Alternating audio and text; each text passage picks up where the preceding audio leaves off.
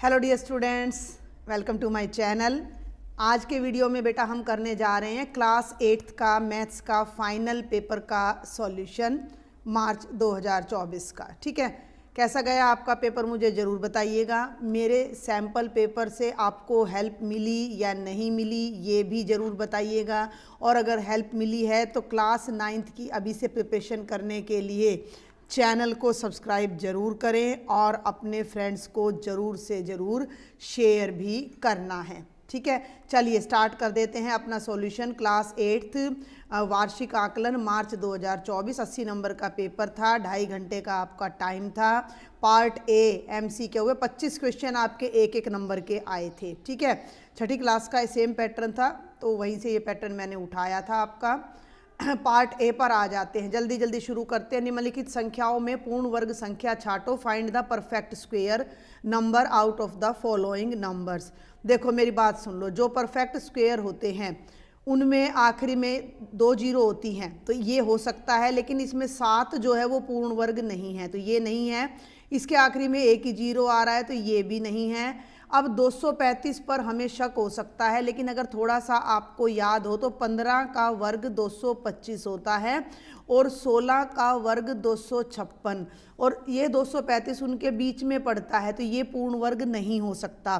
केवल बचता है 121 जो कि 11 का है। दूसरा है, किसी संख्या के 4 गुणे में 9 जोड़ने पर 57 प्राप्त होता है। Adding 9 to 4 times of a number gives 57। अगर मैं नंबर को x ले लूँ और उसका 4 टाइम्स करूँ तो 4x और उसमें अगर 9 जोड़ दूँ तो 57 आना चाहिए। तो ये समीकरण आपका बनेगा। इसने a लिया है तो आप भी a ले सकते हो, तो इक्वेशन बन जाएगी 4a + 9 = 57। 4a = 9 = 57। निम्नलिखित में कौन सा पाइथागोरियन त्रिक, which of the these triplets is a Pythagorean triplet आना चाहिए था यहाँ। ट्रिपलेट में क्या होता है कि 2 के वर्ग का जोड़ तीसरे के बराबर होना चाहिए। तो 5 12 13 है, मैं डायरेक्ट बता रही हूँ। 5 का स्क्वायर 25 होता है बेटा, 12 का स्क्वायर 144 होता है और 13 का स्क्वायर 169 और 25 और 144 का जोड़ 169 होता है। 5 का स्क्वायर और 12 का स्क्वायर का जोड़ 13 के स्क्वायर के बराबर है तो ये आपका पाइथागोरियन ट्रिपलेट हो जाएगा। एक चतुर्भुज जिसकी 2 आसन भुजाओं के युग्म बराबर हो, quadrilateral in which 2 pairs of adjacent sides are equal. ये मैंने सैंपल में भी इस तरह का क्वेश्चन डाला था तो वो पतंग होती है। 5वें पर आ जाओ। 2 टर्म्स दे रखी हैं, 2 पद दे रखे हैं। 14pq 28p की 2 q की 2 के सार्वगुणनखंड। देखो 14pq का मतलब है 14 गुणा 14 गुणा p गुणा q और 28p स्क्वेयर q स्क्वेयर का मतलब है 28 का मतलब है 2 गुणा 14, p स्क्वेयर का मतलब है 2 बार q और 2 बार p और q स्क्वेयर का मतलब है 2 बार q। तो देखो 14 से तो 14 मैच कर गया, 1 p से 1 p मैच कर गया और 1 q से 1 q। तो 14pq आपका सार्वगुणनखंड होगा जो कि आपका ऑप्शन नंबर 4 है। छठे पर आ जाओ। -10b में से घटाना है -5b, subtract 5b from -10b, दोनों नेगेटिव हैं तो प्लस माइनस माइनस माइनस का 15b आ जाएगा ऑप्शन 1। 7वें पे आ जाओ। 5 मीटर 10 किलोमीटर का अनुपात, रेशियो ऑफ 5 मीटर और 10 किलोमीटर। तो 10 किलोमीटर के भी मीटर बना लो। 1 किलोमीटर में 1000 मीटर होते हैं तो 10 को 1000 से गुणा करोगे तो ये 10,000 आ जाएगा, 10,000 मीटर। अब ये 5/10,000 बनेगा। 5 एकम 5, 5 दूनी 10, 3 0। तो ये 1:2000 आपका आ जाना चाहिए ऑप्शन 4। 8वां बेहद आसान है। वर्ग अंतराल 10 से 15 की चौड़ाई कितनी होगी? तो 5 होगी, दोनों में 5 का फर्क है। ये भी मैंने डाला हुआ था इस तरह का क्वेश्चन। ये सब प्रीवियस ईयर के पेपर्स आप करोगे ना तो उन्हीं में से घूम फिर कर आपका पेपर हर बार सेट किया जाता है। कौन सी सबसे छोटी प्राकृत संख्या से गुणा करने पर 500 पूर्ण घन बन जाएगा? 500 के अभाज्य गुणनखंड कर दो। 5 गुणा 100, सुनना ध्यान से, तो 5 गुणा 10 गुणा 10। मैं करके नहीं दिखा रही आपको। 10 का मतलब 5 दूनी 10 और 10 का मतलब 5 दूनी 10। 5 तो 3 बार आ गया। घन बनाना है ना तो घन के लिए 3 3 के गुणनखंड के 3-3 के टुकड़े बनने चाहिए, 3-3 के पेयर। 2 बार आ रहा है यानी 1 2 से और गुणा करना पड़ेगा। तो 500 को जब 2 से गुणा करेंगे तो वो हो जाएगा 1000, और 1000 होता है 10 का घन। तो ये पूछ रहा है कि किस संख्या से गुणा करें, तो 2 से गुणा करोगे तो आपका उत्तर ऑप्शन नंबर 2 हो जाएगा। 10वें पर आ जाओ, ये बड़ा दिमाग का क्वेश्चन है। 2 व्यक्ति एक काम को 3 दिन में पूरा करते हैं, तो एक व्यक्ति उस काम को कितने दिन में करेगा? एक आदमी को ज़्यादा टाइम लगेगा, गुणा हो जाएगा। 2 people complete work in 3 days, तो एक आदमी कितने दिन में करेगा? 2 आदमी 3 दिन में कर रहे हैं, तो एक आदमी डबल टाइम ले लेगा, 3 दूनी 6 दिन आएगा, 6 days। 11वां निम्नलिखित में कौन सा समान पद है? इसमें a स्क्वेयर है, इसमें b है, ये भी नहीं है, ये ab और a b स्क्वेयर है, ये भी नहीं है, ये है 10ab 15ab, दोनों इक्वल टर्म्स है।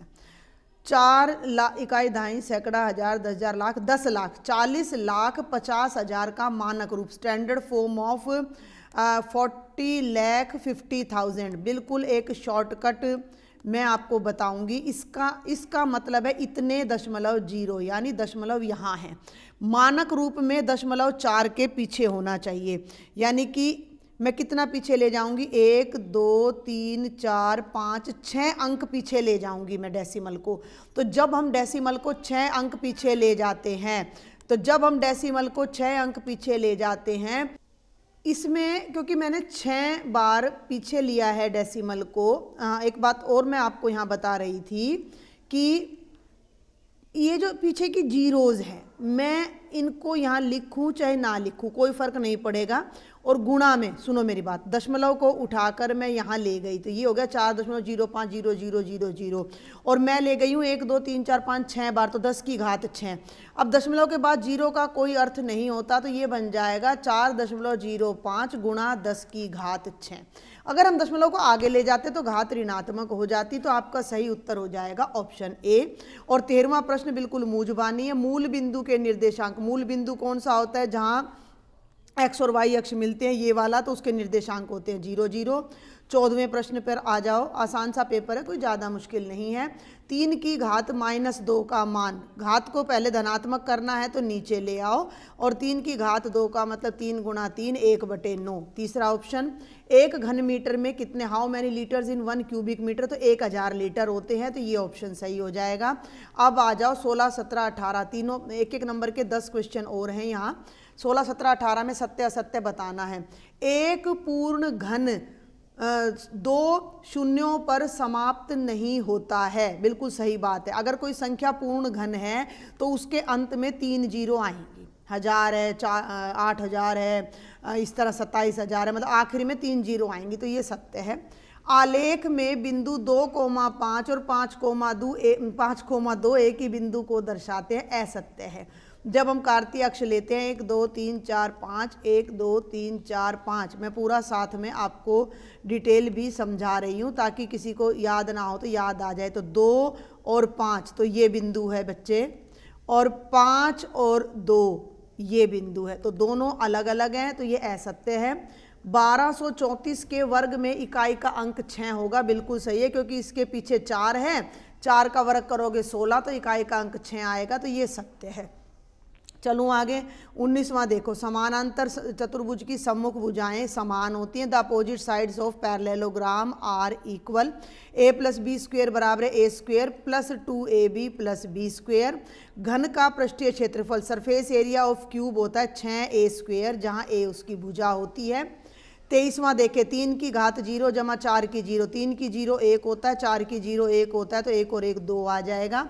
23वां, a dice is thrown, what is the probability getting number greater than 5। एक पांसे को फेंका जाता है, 5 से बड़ी संख्या, 5 से बड़ी संख्या 6 होती है, तो केवल 1 होती है। कुल संख्याएं 6 होती हैं। जब हम पासे को फेंकते हैं तो कुल परिणाम जो होते हैं वो 6 होते हैं। 5 से बड़ी कितनी संख्याएं होती हैं? 1 होती है, तो प्रायिकता हो जाएगी 1/6। अब आ जाओ अपना 24वें प्रश्न पर। इस तरह का मैंने भी दिया था आपको, 25 a की 2 घटा 16 b की 2 के गुणनखंड करो, तो ये a की 2 घटा b की 2 का फॉर्मूला हमारा लगेगा। 25 a की 2 होता है 5a का वर्ग, और ये होगा 4b का वर्ग, और हमारा फॉर्मूला होता है a square minus b square is equal to a minus b into a plus b। तो a की जगह 5a लगा देंगे, 5a माइनस 4b, और ये बन जाएगा 5a जमा 4b। और 1 नंबर का लास्ट क्वेश्चन है 25वां। एक समबाहुभुज के प्रत्येक बाह्य कोण की माप ज्ञात कीजिए जिसकी 9 भुजाएं हों। किसी भी बहुभुज के सभी बाहरी कोणों का जोड़ 360 होता है और उसकी 9 भुजाएं हैं, तो एक कोण निकालने के लिए 360 को 9 से भाग कर देंगे, 9 चौक 36, 40 डिग्री आपका इसका उत्तर आ जाएगा। ये आपके 1-1 नंबर के 25 प्रश्न थे। अब पार्ट सी पे आ जाओ जिसमें हमारे 2-2 नंबर के 18 प्रश्न हैं। Find 4 rational numbers between 2/7 and 3/5। 2/7 और 3/5 के बीच में 4 परिमेय संख्या ज्ञात करो। इस तरह का सवाल करने के लिए दोनों के हर समान कर लो, इसको 5 से गुणा और 5 से भाग कर दो, ये बन गया 10/35। इसकी तुल्य भिन्न बना ली हमने, इक्विवेलेंट फ्रैक्शन बना लिया। और 3/5 को क्या करेंगे, 7 से ऊपर नीचे गुणा कर देंगे, 7 तिया 21, 7 पंजे 35। दोनों की इक्विवेलेंट भिन्न तुल्य भिन्न अपनी बन गई है। अब इनके बीच में हमने 4 परिमेय संख्याएं निकालनी है। 10 के बाद शुरू कर दो, 11/35, 12/35, 13/35 और 14/35। ये हमारी 4 परिमेय संख्याएं इनके बीच में आ जाएंगी। 27वां समीकरण है, बहुत आसान है। 4z जमा 3 बराबर 6 जमा 2z। तो इस 2z को इधर ले जाओ, 4z minus 2z is equal to 6। 3 को राइट में ले आओ, माइनस का 4 में से 2 गया, 2z बराबर है 3। z को यहीं रखो, 2 यहाँ गुणा में उस तरफ जाके भाग में चला जाएगा, z की वैल्यू हो गई 3/2। अब आ जाओ 28वें पर 15 अभाज्य गुणन कर 15,625 का घनमूल ज्ञात कीजिए। अब 15,625 है, देखते हैं 3 पे जाता है कि नहीं। 3 पे जाने के लिए इसके अंकों को जोड़ लो, 5 और 4 12 और 2 14 और 5 19 नहीं जाएगा, ये सीधा 5 पे जाएगा। 5 3 15, 5 1 5, 5 दूनी 10, 5 पे भाग करते चले जाओ इसको। 5 दूनी 10, 5 पंजे 25, 5 दूनी 10 और 5 पंजे 25 और 5 पंजे 25 और 5 एकम 5। ध्यान देंगे, आपने लिखना था 15,625 बराबर 5 गुणा 5 गुणा 5 गुणा 5 गुणा 5, 3 बार आ रहा है। अब आपने यहाँ लिखना है 15,625 का घनमूल, जिसका चिन्ह ये था। तो इन 3 5 का तो 1 5 बन जाएगा और उसका 1 5, 5 पंजे 25, 25 आ जाना था हमारा घनमूल। क्लियर है। 29वां सेम क्वेश्चन मैंने डाला हुआ था। ये क्वेश्चन बहुत बार आपसे एग्जाम में पूछा जाता है। हल करें, सॉल्व करें। ये डिवाइड का निशान है, डिवाइड का निशान है। इस वाले को इससे डिवाइड करना है, तो इस वाली टर्म को तो मैं ऊपर लिख लूँगी, 8 ब्रैकेट में x क्यूब, बल्कि ना थोड़ा इधर लिख लेते हैं वाइट स्क्रीन पे, देखो फिर मैं ऊपर कर दूंगी, 8 bracket x cube Y square Z square plus X square Y cube Z square plus X square Y square Z square, और पूरे के नीचे आ जाएगा 4x, अरे ज़्यादा दूर हो गया, पूरे के नीचे आ जाएगा 4x square Y square Z square. अब ध्यान से देखना, जो ऊपर है ना, देखो y कम से कम 2 बार, z भी 2 बार और x भी 2 बार सब में है, तो हम इसमें से तीनों टर्म्स में से, इसमें से भी, इसमें से भी और इसमें से भी x square Y square Z square को कॉमन ले लेंगे। इसको जब एक्स स्क्वेयर वाई स्क्वेयर, ये तो ये भी बाहर चला गया, ये भी, और x 3 बार है तो 1 बार बचेगा। समझ में आ रही मेरी बात? तो x बच गया। इसमें ध्यान दो, वाई स्क्वेयर भी गया, एक्स स्क्वेयर भी, जेड स्क्वेयर भी, तो केवल वाई बचा। और इसमें आपका यहाँ जेड की पावर 3 होगा, मैंने गलत लिख दिया शायद, लेट मी चेक, हाँ जी 3 है, तो यहाँ पर आपका यहाँ पर केवल जेड बचेगा। अब नीचे आ जाओ, 4x square Y square Z square, देखो इन तीनों से ये तीनों कट गए और 4 दूनी 8, 2 को अंदर ले जाओ, ले जाना नहीं तो 2 के ब्रैकेट में आ जाएगा x जमा वाई जमा जेड। बिल्कुल आसान है, आसानी है, पेपर को ज़्यादा मुश्किल नहीं है। 30वें पे आ जाओ, किसी समचतुर्भुज के विकर्ण 7.5 सेंटीमीटर 12 सेंटीमीटर क्षेत्रफल ज्ञात करो। The diagonals of a rhombus are this and this, find its area. विकर्ण का जो क्षेत्रफल, समचतुर्भुज का जो क्षेत्रफल होता है वो होता है 1/2 गुणा पहला विकर्ण गुणा दूसरा विकर्ण, ठीक है। तो ये हो जाएगा 1/2 ब्रैकेट में 7.5 गुणा 12, इसका दशमलव हटा के बटे में 10 कर दो, 2 एकम 2, 2 छिके 12, बल्कि 5 दूनी 10 और 5 एकम 5, 5 पंजे 25 और 2 तिया 6, ऊपर 15 और 3 बच गया, तो 45 वर्ग सेंटीमीटर आपका क्षेत्रफल आ जाएगा। अब ये पूछता है कि 31वें पे आ जाओ, क्या 252 पूर्ण वर्ग संख्या है, आपने कैसे पता लगाया। हम करेंगे अभाज्य गुणनखंड। 2 एकम 2, 2 दूनी 4 और 2 छिक्के 12, 2 छिक्के 12, 2 तिया 6, 3 दूनी 6, 3 एकम 3, 3 साते 21 और 7 एकम 7। अब हम लिखेंगे 252 बराबर है 2 गुणा 2 गुणा 3 गुणा 3 गुणा 7। यह पूर्ण वर्ग संख्या नहीं है। कैसे पता लगाया, क्योंकि इसके जो अभाज्य गुणनखंड हैं उनके जोड़े उनके 2 के जोड़े नहीं बन रहे हैं, उनके 2 के जोड़े नहीं बन रहे हैं। हो गया। 32वें पे आ जाओ। 3a बी 3a 2b और 3c का गुणनफल करो। 3a गुणा a गुणा 2b गुणा 3c, चर की चर से अचर की अचर से, 3 दूनी 6, 6 तिया 18, a को a से करेंगे a स्क्वेयर bc, ये आंसर आ जाएगा।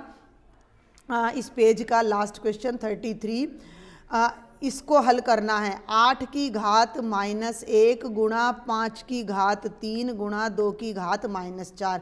सबसे पहले क्या करो, जो नेगेटिव है ना उनको पॉजिटिव कर लो। 2 की घात 4 है, उसको -4 है ऊपर ले जाओ, 2 की घात 4 बन जाएगी। 5 की घात 3 हो गई, जो 8 की घात -1 है इसको नीचे ले आओ। अब इसको खोल दो, 2 गुणा 2 गुणा 2 गुणा 2 और 5 को 3 बार करोगे 125 और 8 का मतलब है 2 गुणा 2 गुणा 2, ये कट जाएगा और 125 दूनी 250 होता है। ये आपका आंसर आ जाएगा। नेक्स्ट स्लाइड पर चलते हैं। अब हमारा आ जाता है बेटा पार्ट डी। पार्ट डी में हमारे 3 नंबर के 8 प्रश्न हैं। चॉइस आपको कहीं भी नहीं दी गई थी ना। सब्ट्रैक्ट करना है इसमें से इसको, देखो यहाँ भी इन्होंने हिंदी लिख दी है गलती से। 9a स्क्वेयर -8ab + 7b² में से इसको घटाएं, तो हम सीधा करेंगे 9a square -8ab + 7b² minus में ये तीनों पद लिखने हैं, तो 4a की 2 जमा 5ab घटा 9b की 2, ब्रैकेट खोल दो। 9a स्क्वेयर -8ab जमा 7b², क्योंकि बाहर माइनस है तो अंदर की तीनों टर्म्स का साइन चेंज हो जाएगा, ये भी माइनस, ये भी माइनस और ये हो जाएगा प्लस का। अब 9a स्क्वेयर घटा 4a स्क्वेयर, ये बन जाएगा 5a स्क्वेयर घटा 8ab घटा 5ab, दोनों नकारात्मक है, नेगेटिव है, माइनस माइनस प्लस, 8 और 5 13ab। ये है घटा का 4a स्क्वेयर और जमा का 9, तो 9 में से 4 गए 5b², ये हमारा आंसर आ जाएगा। 35वें पर आ जाओ। समानांतर चतुर्भुज के 2 आसन्न कोणों का अनुपात 3:2 है, सभी कोण निकालें। The ratio of 2 adjacent angles of a parallelogram are 3:2। Find the ratio of, ratio नहीं तो फाइंड द वैल्यू आना चाहिए था, find the value of all angles. तो देखो मैं बार बार कह रही हूँ, अब हम पेपर कर चुके हैं, फाइनल हमारा हो चुका है, तो हम बस हिंट ले रहे हैं। आसन माने एडजेसेंट एंगल्स, इनकी रेशो 3:2 है, तो एक को 3x ले लो और दूसरे को 2x। माना पहला कोण 3x, माना दूसरा कोण 2x। और पैरेललोग्राम के जो एडजेसेंट एंगल्स होते हैं, जो आसन कोण होते हैं, उनका जोड़ हमेशा 180 डिग्री होता है, तो ये बन जाएगा 5x बराबर 180 और x बराबर 180/5, 5 तिये 15, 5 छिक्के 30। अब ये सभी कोण बताने हैं, तो पहला कोण हो जाएगा 3x यानी कि 3 गुणा 36 यानी 108। एक मिनट, ये हो जाएगा 108 डिग्री। और दूसरा कोण हो जाएगा 2x यानी कि 2 गुणा 36 यानी कि 72 डिग्री। अब एक 108 है तो उसके सामने वाला भी 108 और ये 72 है तो ये भी 72, तो 2 108 के आ जाएंगे और 2 72 डिग्री के आ जाएंगे। अब चलते हैं 36वें प्रश्न पर, जो कि आपका अनुपात का है। एक किसान की पशुशाला में 20 पशुओं के लिए 6 दिन का भोजन पर्याप्त है। यदि इसमें 10 पशु और आ जाए तो भोजन कितने दिन चलेगा। A cattle shed has enough food for 20 animals for 6 days. तो इधर तो मैं पशु लिख देती हूँ और इधर मैं लिख देती हूँ दिन, इसको हम x ले लेते हैं और इसको y। तो 20 एनिमल्स हैं, तो हमारा जो भोजन चल रहा है वो 6 दिन तक चल रहा है। 10 एनिमल और आ गए तो 20 + 10 हो गया 30, तो ये कितने दिन चलेगा, तो मान लिया ये y दिन चलेगा।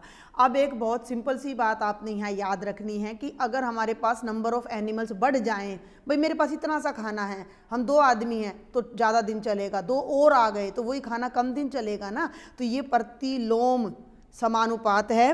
इंग्लिश में इसको इन्वर्स प्रोपोर्शन अपना बोलते हैं। और जब हम ऐसे प्रतिलोम समानुपात करते हैं, ये x की लाइन है तो बच्चे ये x1, ये x2, ये y1 और ये y2, तो ऐसे चलता है, आपको उल्टा ऐसे चलना है, उल्टी चक्की चलती है।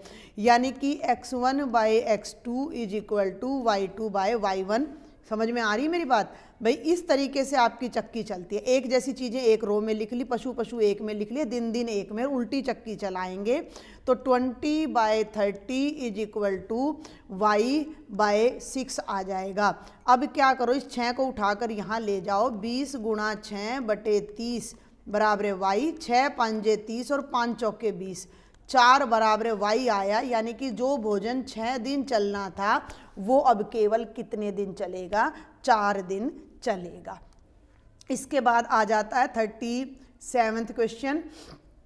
एक भाग में 2025 पौधे इस प्रकार लगाए जाते हैं कि प्रत्येक पंक्ति में उतने ही पौधे हैं जितनी पंक्तियां हैं। मतलब अगर 5 लाइन है तो हर लाइन में 5-5 पौधे हैं, 6 लाइन है तो हर लाइन में 6-6 पौधे हैं, 10 लाइन है तो हर लाइन में 10-10 पौधे हैं। तो पंक्तियों की संख्या और प्रत्येक पंक्ति में पौधों की संख्या ज्ञात करो। मान लिया पंक्तियों की संख्या x है तो हर पंक्ति में पौधे की संख्या भी x होगी, और x गुणा x कितना हो गया? 2025। तो x का वर्ग कितना हो गया? 2025। तो इसको हल करने के लिए अब हम निकाल देंगे 2025 का वर्गमूल। वो आपकी मर्जी है, आप लंबी विभाजन विधि से निकालते हो या अभाज्य गुणनखंड से। अभाज्य गुणनखंड से मैं सिखा चुकी, तो हम लंबी विभाजन विधि से निकाल लेते हैं। ये टुकड़ा हम लेंगे तो ये हो गया 4 चौक 16, 20 में से 16 घटाएंगे 4 आएगा, ऊपर से उतार लो 25। यहाँ 4 को 4 से गुणा करके लिखा ना, अब इन दोनों 4 को जोड़ दो तो 8 आ गया। 8 का पहाड़ा 42 तक ले जाओ तो 8 पंजे 40, तो यहाँ 5 लिखेंगे, यहाँ 5 लिखेंगे और इसको 5 से गुणा कर देंगे। 5 25, 5 8 40 और 2 42। तो ये 2025 का जो वर्गमूल आया वो 45 आया है। इसका मतलब 45 तो लाइन बनेंगी और हर लाइन में 45 ही पौधे लगाए जाएंगे। ठीक है, वर्गमूल का था। अब आ जाओ 38वें पर। a bracket a square plus a plus 1 plus 5 का a बराबर 0 के लिए मान ज्ञात कीजिए। कितना आसान प्रश्न है, कितना आसान प्रश्न है। मैंने तो पूरा प्रश्न आपको दिया था, इन्होंने तो इतना सा ही दे रखा है। तो a की जगह 0 लगा दो, तो 0 ब्रैकेट में 0 का वर्ग जमा 0 जमा 1 जमा 5। सुन लो मेरी बात, 0 बाहर है, 0 को जब सबसे गुणा करोगे तो 0 जमा 5 यानी 5 उत्तर आ जाएगा। खत्म। 39वें पे आ जाओ। 5 की पावर m डिवाइडेड बाय 5 की पावर 4 बराबर है 5 की पावर 9। इसको मैंने ऐसे लिख दिया, 5 की पावर m। एक हमारी आइडेंटिटी होती है भाग उसकी पावर की, a की घात m बटे a की घात n, तो a की घात m घटा n, तो ये हो जाएगा 5 की घात m घटा 4 बराबर है 5 की घात 9। एक और रिजल्ट होता है a की m अगर a की n के बराबर है तो m भी n के बराबर होता है। तो यहाँ 5 की घात अलग अलग है तो दोनों बराबर हो जाएंगी। m घटा 4 9 के बराबर आ जाएगा। 4 को दूसरी तरफ ले जाओ, 9 में जुड़ के कितना हो जाएगा? 13। तो m का मान 13 आ जाएगा। अब आ जाओ 40वें प्रश्न पर। यह प्रश्न भी एग्जाम्स में हर बार लगभग पूछा जाता है। एक टेलीविजन का मूल्य 13,000 रुपये है। इस पर 12% की दर से बिक्री कर वसूला जाता है। यदि विनोद इसे खरीदता है तो भुगतान की जाने वाली राशि। बहुत आसान है। टेलीविजन की कीमत, the cost of television is 13,000। Sales tax is collected on this at the rate of 12%। If Vinod buys it find the amount to be paid by him. Clear है? मैं कुछ नहीं लिखूंगी, आपने इसको तरीके से लिखना था। टेलीविजन की कीमत 13,000, टेलीविजन की कीमत 13,000, फिर आपने लिखना था यहाँ बिक्री कर, तो बिक्री कर हो जाएगा 13,000 का 12% यानी 13,000 गुणा 12 बटे 100। 2 0 से 2 0 कट गए, 0 12 3 36, 3 12 कम 12 और 3 1560 रुपये। तो उसको कितना पैसा देना पड़ा? 13,000 में 1560 जोड़ दो, 0 6 5 14,560 रुपये उसको देने थे। और 41वां प्रश्न है, ये 8 हो गए ना हमारे, 1 2 3 4, हाँ जी लास्ट है ये इस सेक्शन का। योज्य प्रतिलोम एडिटिव इनवर्स, तो आपने सिर्फ यूँ लिख के आना था -5 बटे 9 का योज्य प्रतिलोम 5 बटे 9 हो जाएगा। साइन बदल देना था, इस पे ध्यान देना। ये -6/-5 है, यानी कि ये 6/5 है, धनात्मक है, तो ये -6/5 हो जाएगा। और 2/5 का योज्य प्रतिलोम लोगे तो -2/5। योज्य प्रतिलोम क्या होता है कि उसको उसी नंबर में जोड़ दें तो 0 आ जाए। और अब नेक्स्ट सेक्शन पे आना था। और अब हमारा आ जाता है लास्ट सेक्शन, जो ये 3 क्वेश्चन आ जाते हैं हमारे।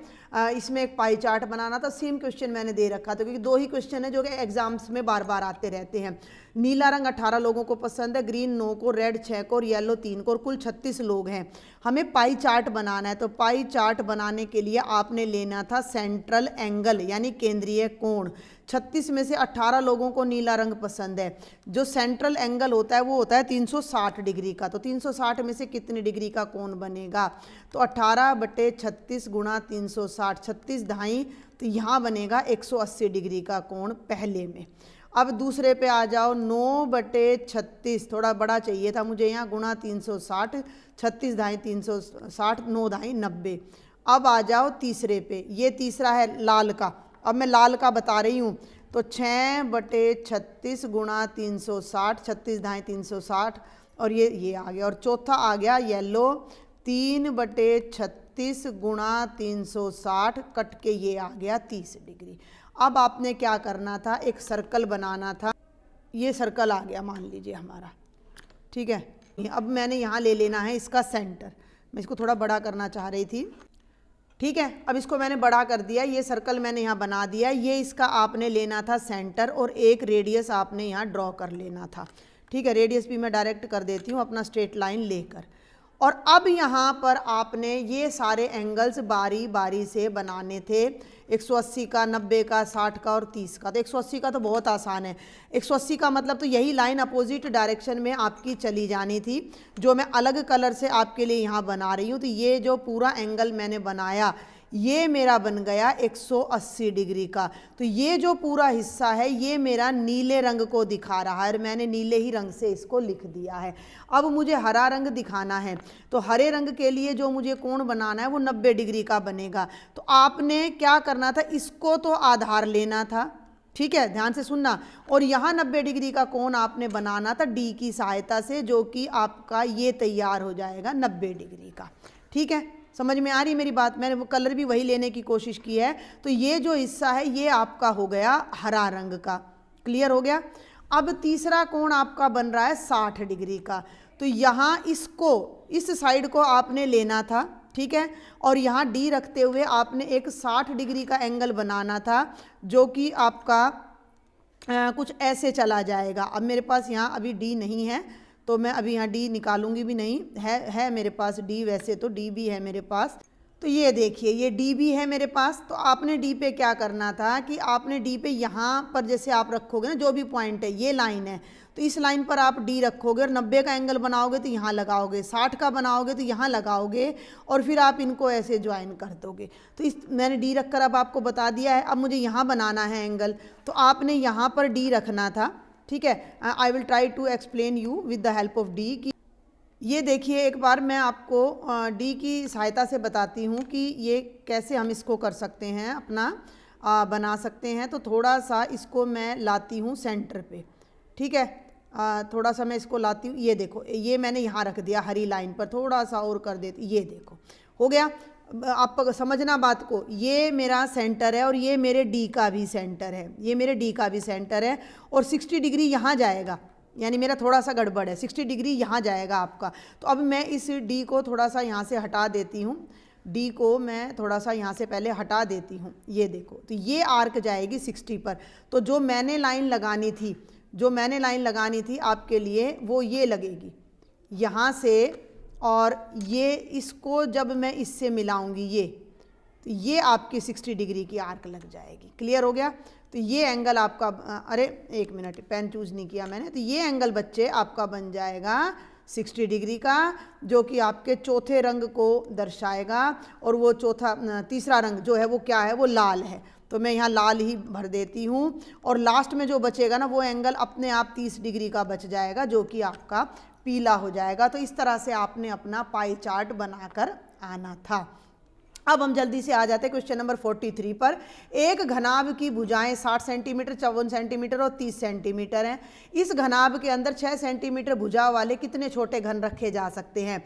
सारा आप अपने आप कर लेना। जितने घन रखे जा सकते हैं वही बात बस मैं आपको बताऊंगी।